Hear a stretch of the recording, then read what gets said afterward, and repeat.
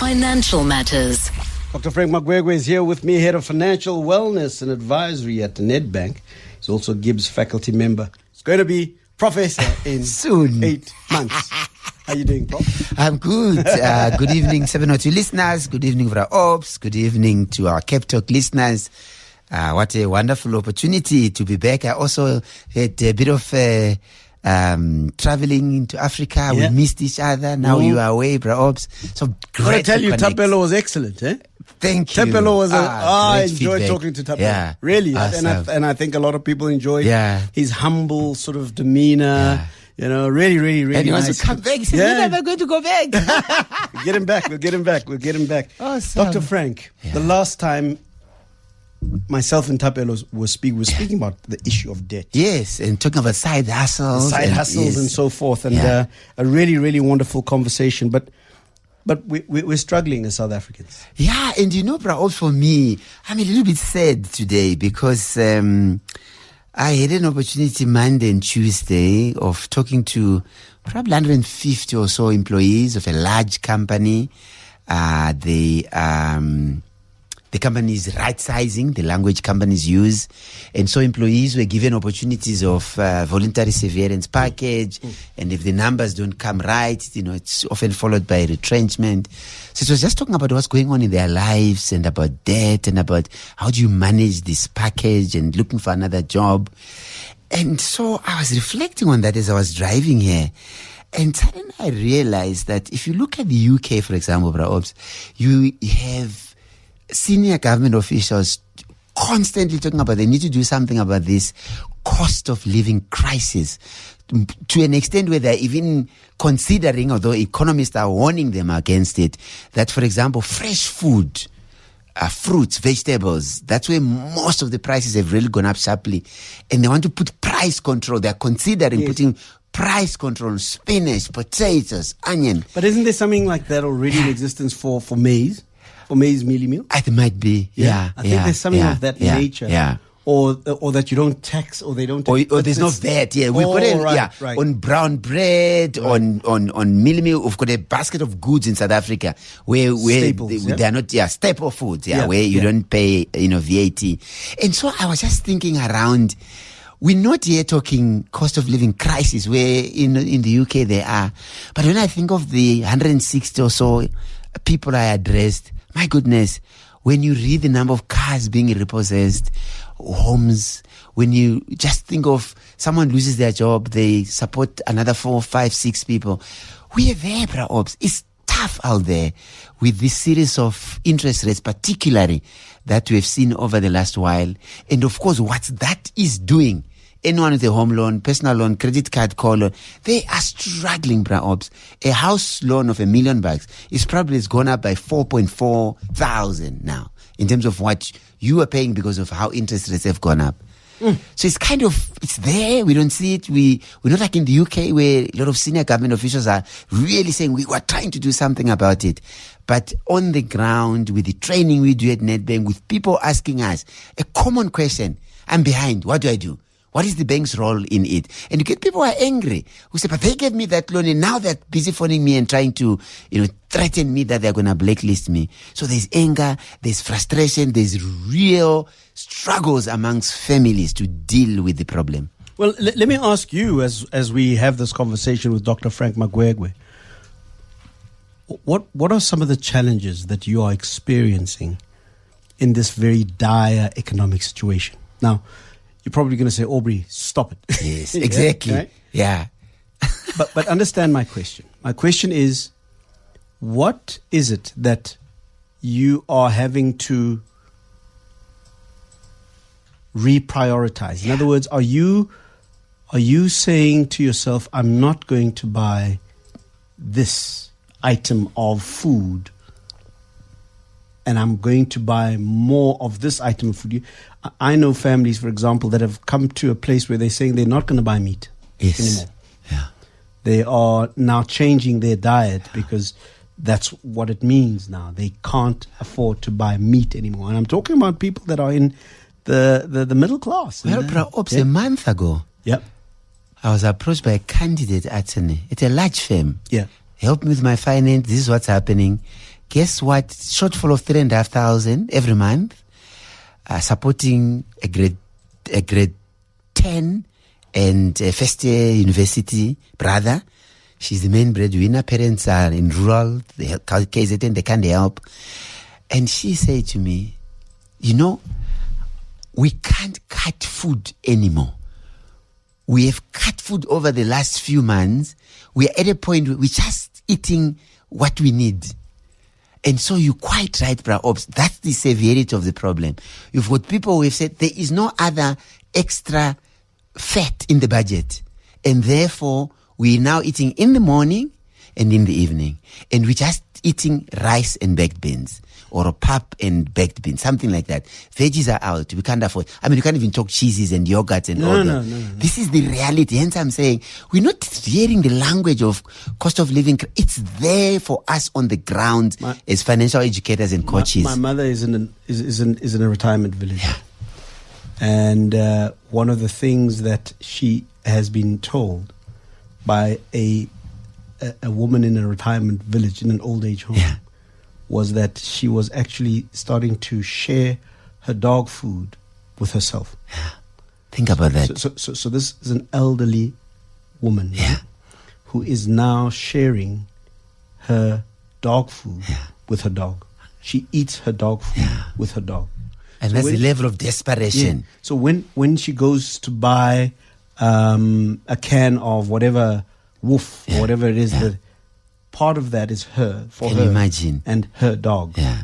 That's where we are now. Absolutely. It's his stuff. So what do we do?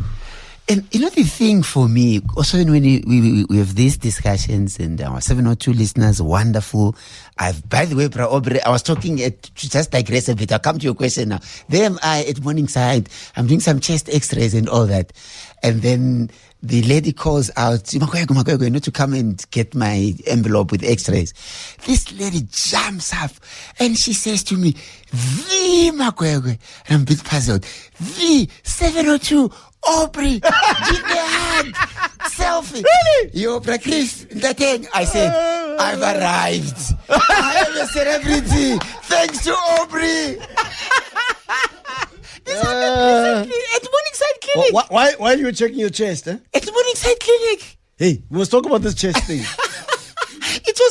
That's medical fair, where you go to your GP, and they send you to do a lot of things. It was part of that. Oh, yes, it was part you were of not that. like me last week. 2 weeks ago. Shame, you were struggling. No, I was really struggling. It was part of this really, GP really thing. bad. Yes, No, apparently there's a thing called influenza 1A. Oh my goodness! It's apparently a bird flu. Okay, it's here now, and this can get to people. It's here. I had it. Yeah, I still have it. I still have a little bit of that, but I've got a very, very chest. I've got chesty issues. Okay. Anyway, but coming back, well, you're asking what do we do? Yes, and I'm saying where I want to start when our wonderful 702 listeners and our Cape Talk listeners, what they can get from us in a difficult conversation like this, and it reminded me of this lady that I met at Morningside, is that for me, our starting point, just the way we run our show, this is not about a high language of finance. Absolutely.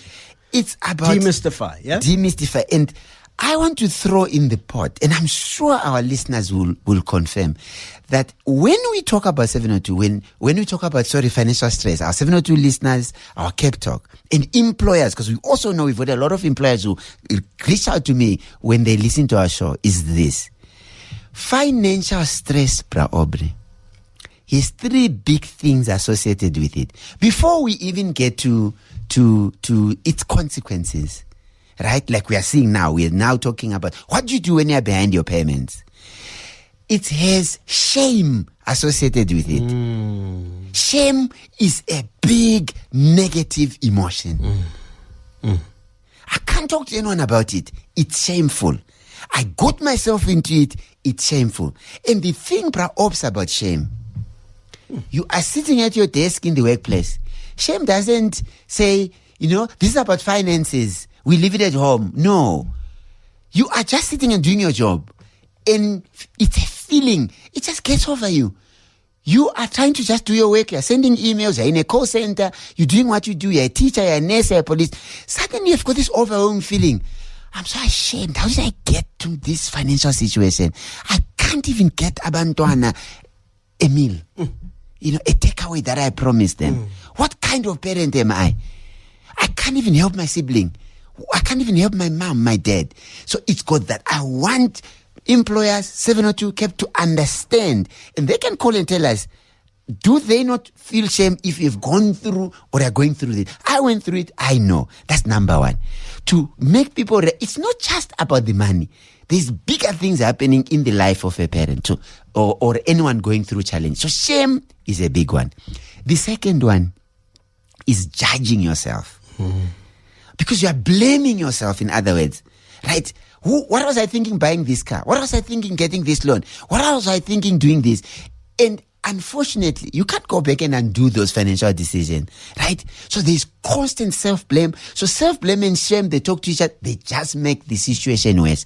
Those two, in combination, it's the leading reason why people don't ask for financial help or even mental help. They trigger stigma. I blame myself, there's shame. I stigmatize myself. I'm not going to ask for anyone, me to talk to a stranger about money, me to talk to a stranger about mental. I can't, right? So before we even go into what can you do with your bank, with your financial service provider, I thought it was important for me to say, when you are feeling shameful, when you are blaming yourself, when you are not asking for help, it's not just you. It's a human thing around this topic. And so we want you to say, I fight it off so that I ask and get the help that I need. Being able to ask for help is a powerful thing. Absolutely.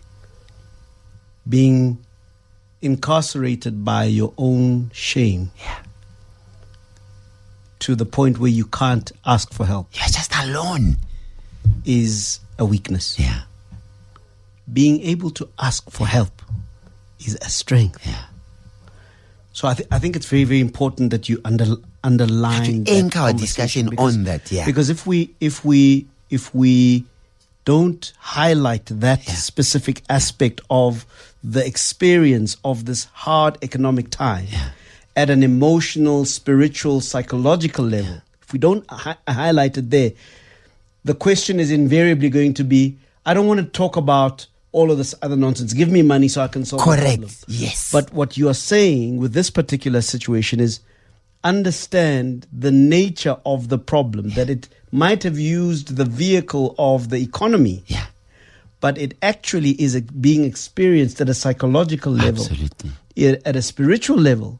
And the name of that is shame. Shame. And shame is the jail that we put ourselves into, or we get put into by circumstances. Absolutely.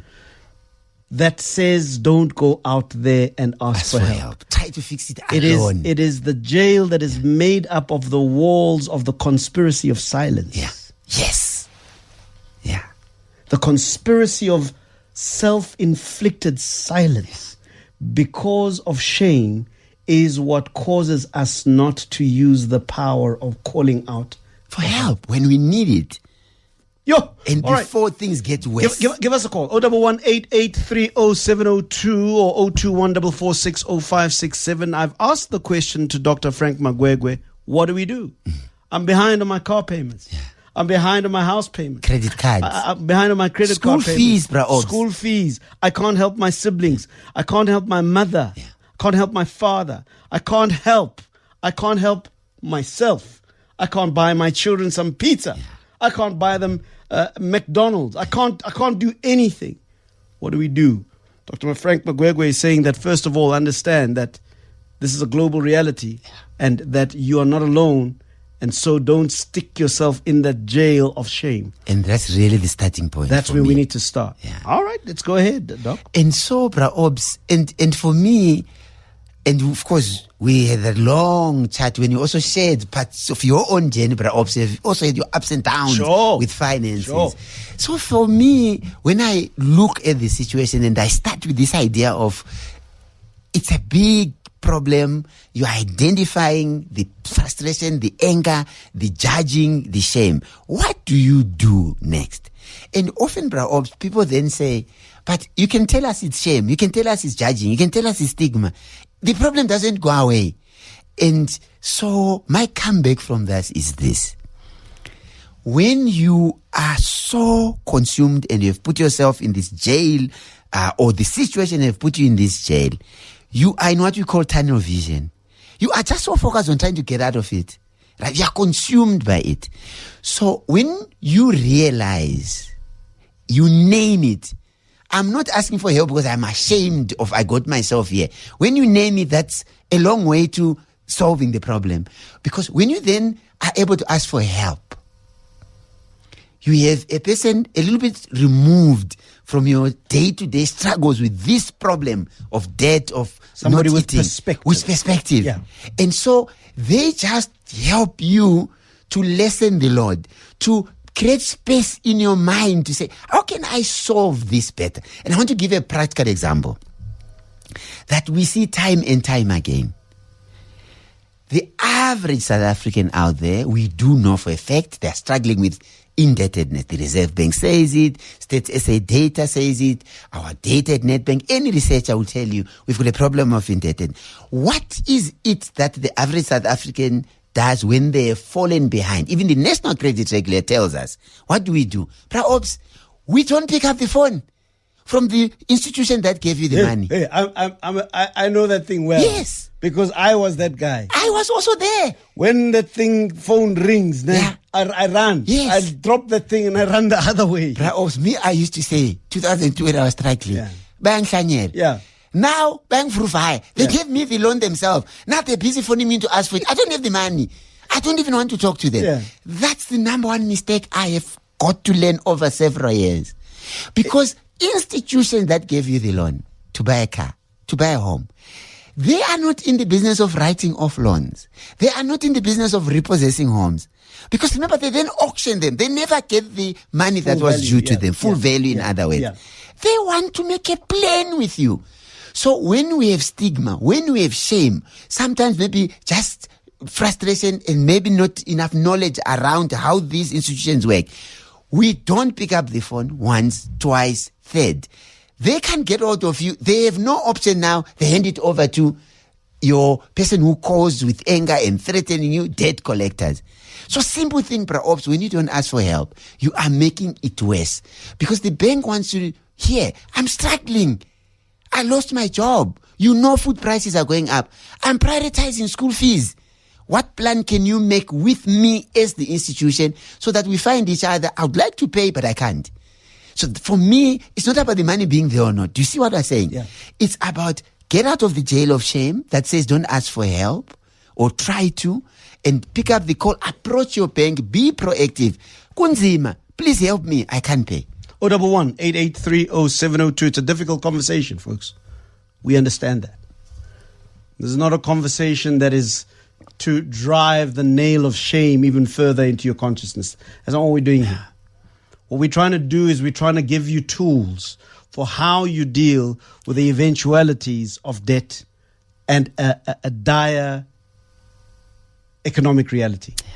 So give us a call, 011-883-0702 or 021-446-0567. It's a process conversation rather than an eventuality conversation. Right? Yeah. So because I know that the guy or girl sitting at home listening to this conversation who finds themselves in dire financial situations, right, is saying, listen, I know the story. I just need that 50,000. Give me the money. Give me 3,000. Give me 1,000 rand. Give me 1,000. I don't want to hear about shame and fear. And I've read the books. Yes. Magwegwe and Masango. I know the story. I don't need that stuff. Practical. Give me the money or shut up. Yes. But my brother, my sister, whoever you are, you're listening right now at this conversation. Actually, what you need is this conversation. Absolutely. This is what you actually need, yeah? So please, I know that it sounds counterintuitive. Yeah, it sounds counterintuitive to say to somebody who is in serious debt and they've got serious problems. Yeah, these two laughing buffoons on the radio telling me that I must understand. Watch out for shame. What? I want 500 rand. Yeah, now. don't give it now. Yeah. No, it's not 500 rand you need. this is a moment that is testing you for your inner resolve to get out of that situation. And the first thing that you need to be able to do is to be able to say, I'm not going to not answer the phone. I'm going to answer the phone and say, listen, I need to come in and talk to you. Yes. Yeah? And it's so interesting, Bro Aubrey, because I shared a little bit of my story with some students today. And it's so related to what you have just said, because I was explaining to them that there I was homeless, 1992 in Johannesburg, all the way to July 93. And I was explaining to them that, guys... Did you tell them you were sleeping in the park? I told them Jobet Park. And then I told them standing outside the Fontana Roaster at High Point to get leftovers. Yeah. Sleeping in the toilets at Carlton Center. And I said to them, you know, I was so consumed about trying to solve the problem. And I would go on Smith Street, there's the Greek Orthodox Church. Yes. I know that church. And then Smith and Volmarans, there is the Christian Science Church. Yes. Then on Small Street, there's the Methodist Church. Yeah. I know all those churches. Yeah. Then there, Praops, Universal Church of the Kingdom of God. Yeah. By Brie. Yeah. Been there. Yeah. I want money. Yeah. I want you to help me something tangible. Yeah. All those places, they either give you a cup of soup and bread, or they say, we'll pray for you. So I know the experience of, I want you to give me money. And someone says, we'll pray for you. So, 702 listener, Cape Talk listener, if you're listening to us and saying, these people are mad. I want 500 then tomorrow. And I want to start a smaller Nyana business. They mustn't tell me about dealing with shame. I'm saying, I know that feeling. I've been there.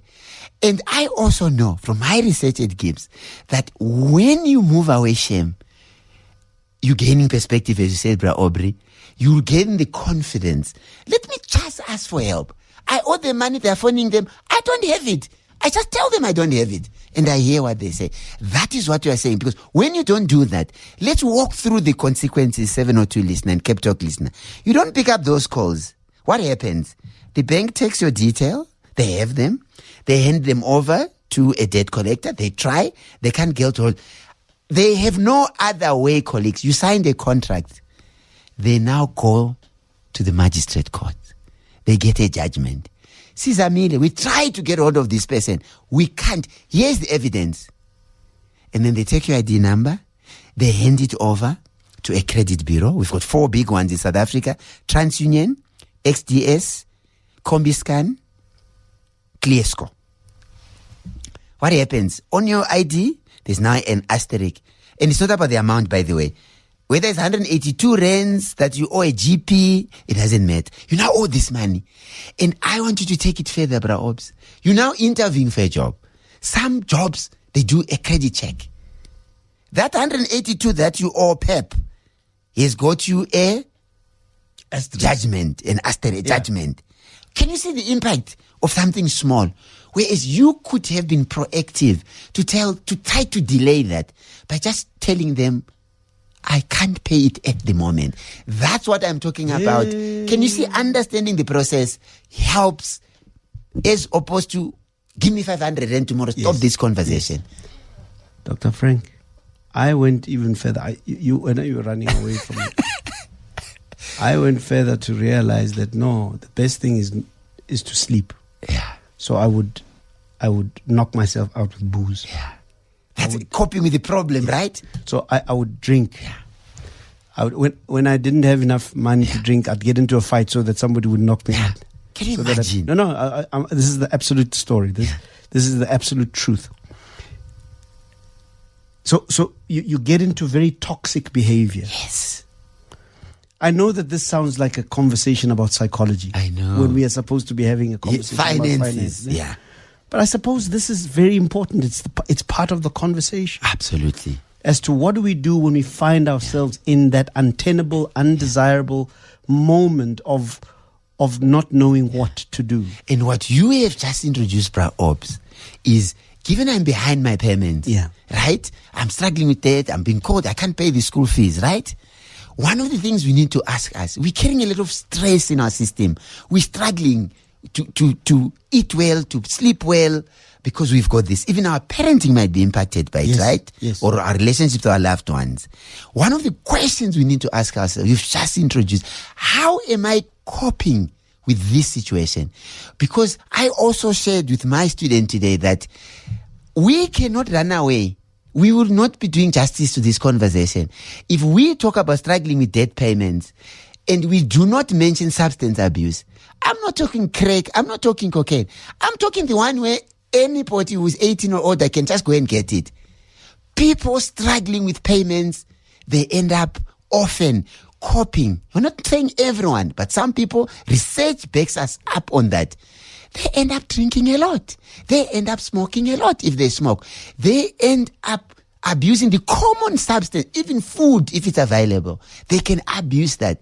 So what we are saying is, in addition to how do I find the 500 to solve my problem, we're also saying be aware. Ask yourself, how am I coping with this problem? Am I now smoking excess? Am I gambling? Research at GIBS tells us people in financial problems, they think often, let me just use this last man I have to do 1, 2, 3 that's related to gambling so that I can solve it.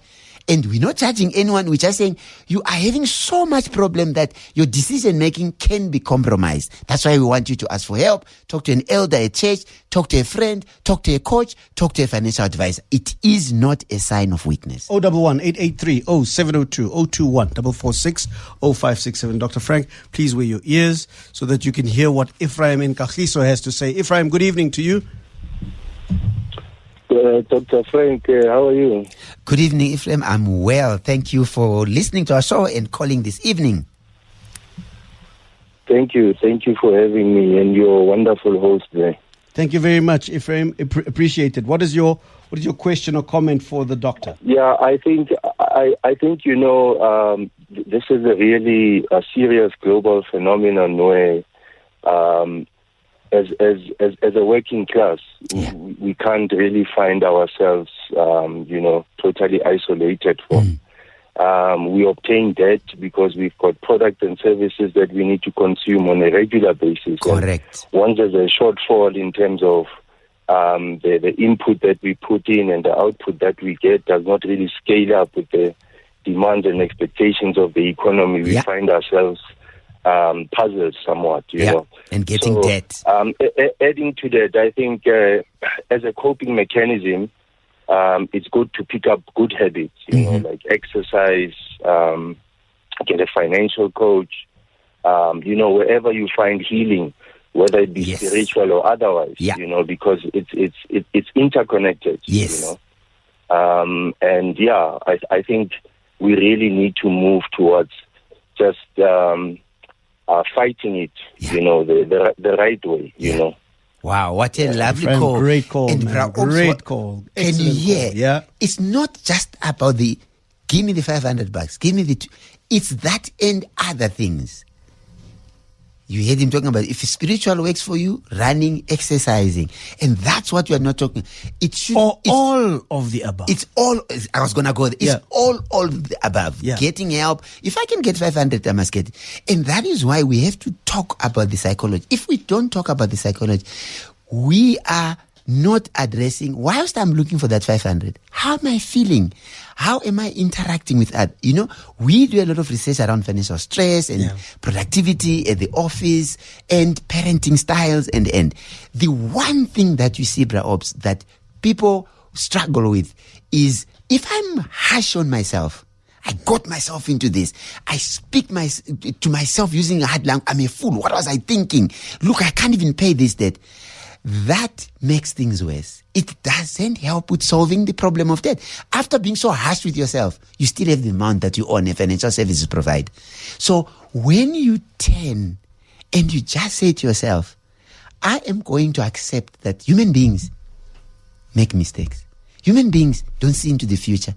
I'm not alone having this. It's in the UK. It's here in SA. It's in US. So I am just going to say to myself, in the midst of trying to solve the problem, can I be kind to me? I know it's kind of crazy hearing it from a finance person, but I'm saying to you, being kind to yourself has been shown to reduce stress. When you reduce stress, you are gaining perspective that may lead you to ask for help. Alfred is in Boksburg. Good evening to you, Alfred.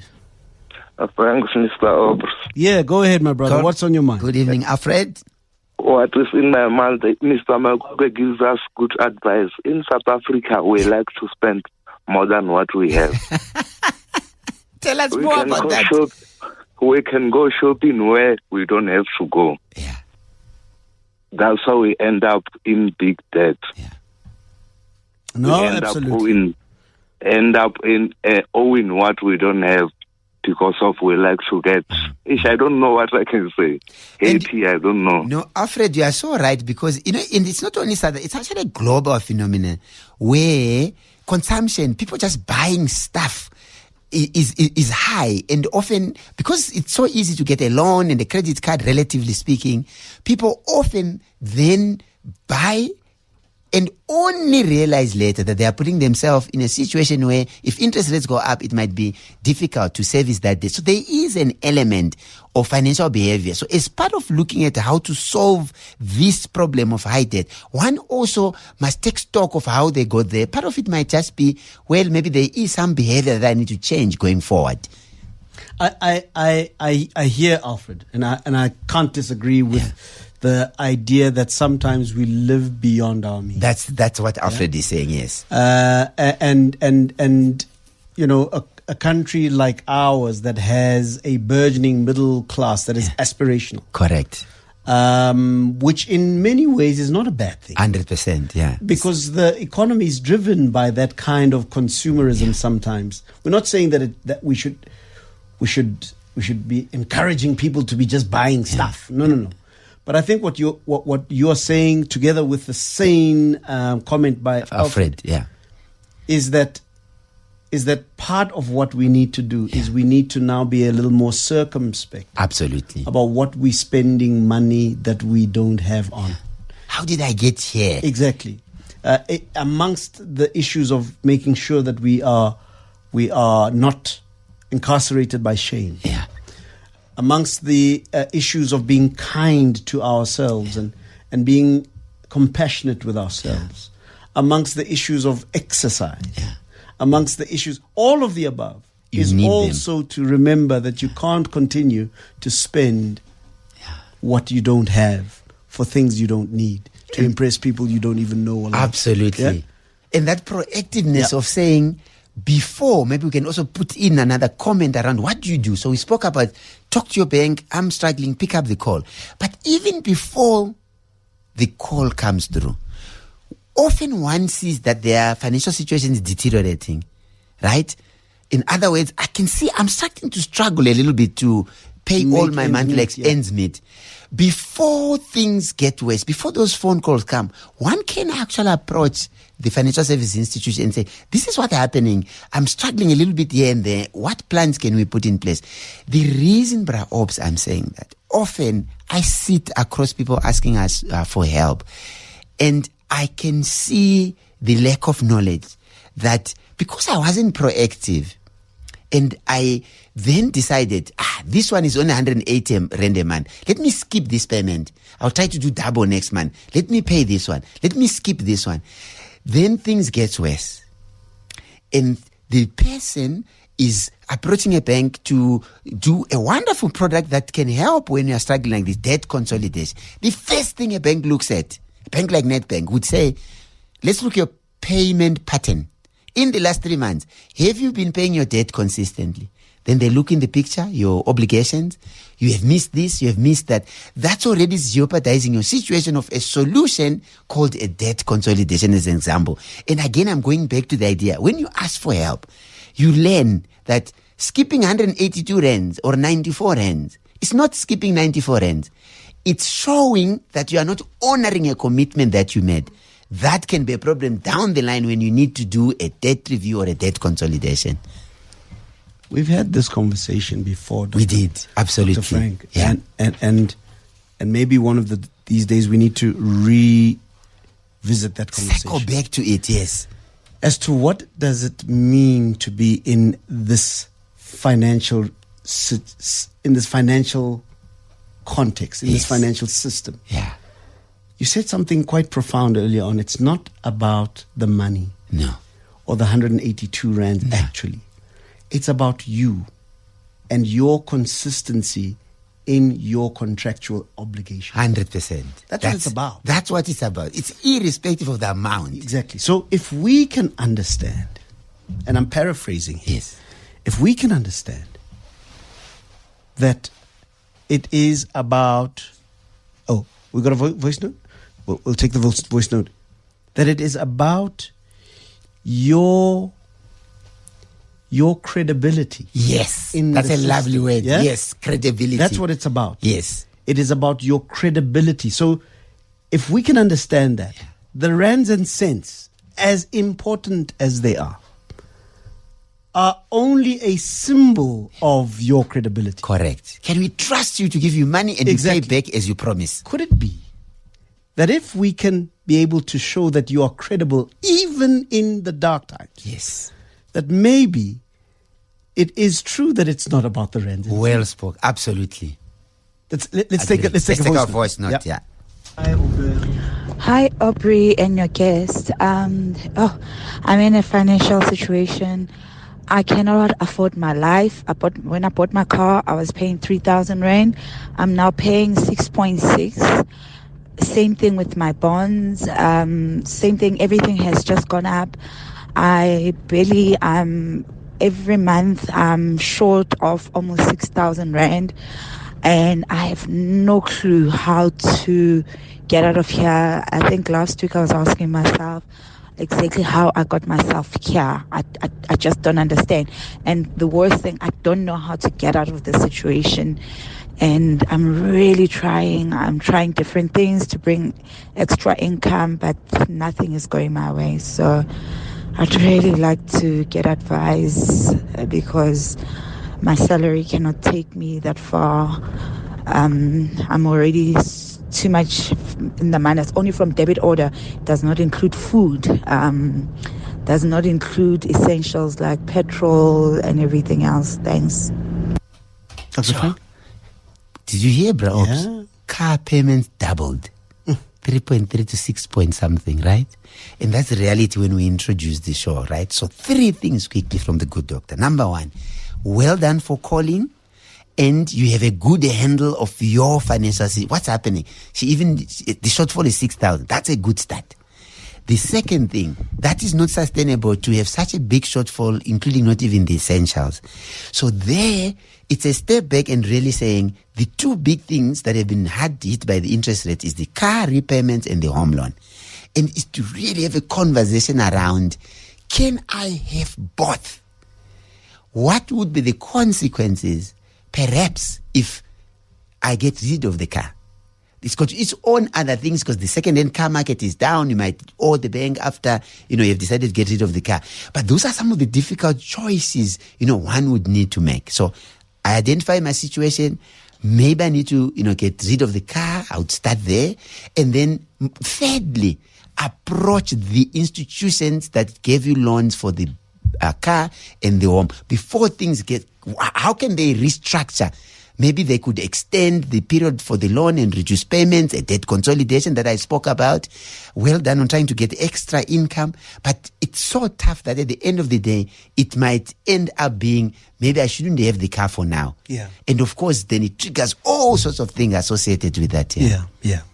Here's one from the WhatsApp line. Good evening, gentlemen. Thank you for touching on this matter again. I'm on the same situation, and thank you for giving me courage to stand up and speak to the bank regarding my home loan.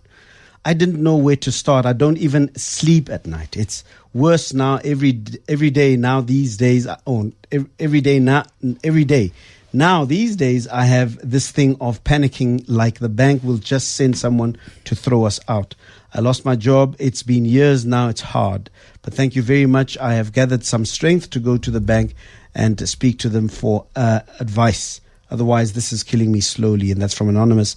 And this one, and then this one, Madibo says, I agree with Frank. There is a huge benefit engaging with your bank when experiencing financial from Madibo. Your thoughts on that? And there you see, Bra Obs, the impact on our lives of financial stress, being behind payments, insomnia. I'm struggling to sleep. Yep. Fear, anxiety. They might just come and take the house and kick us out, right? And hence we are saying it's not about I have the money now. It's about this situation. I was there, you were there, Bra Ops. You need someone to help you walk the journey. I loved what you said there. It's a process. It's going to take a while, but when you are not alone in the journey, you're talking to your financial service provider, you perhaps have a financial advisor or anybody who's walking the journey with you, it just becomes less challenging. Dr. And Frank? so we close with, how do we take the conversation further? Please just go frankmagwegwe.com, hit that Talk to Frank button, and an email will come in my inbox. Happy to give you further tips around how you can deal with this difficult challenge. The message from the good doctor, please get help if you find yourself struggling with the cost of living crisis that you are in. Break out of the jail of shame is what Dr. Frank Magwegwe is saying. 100%. Dr. Frank Magwegwe, Head of Financial Wellness and Advisory at Nedbank.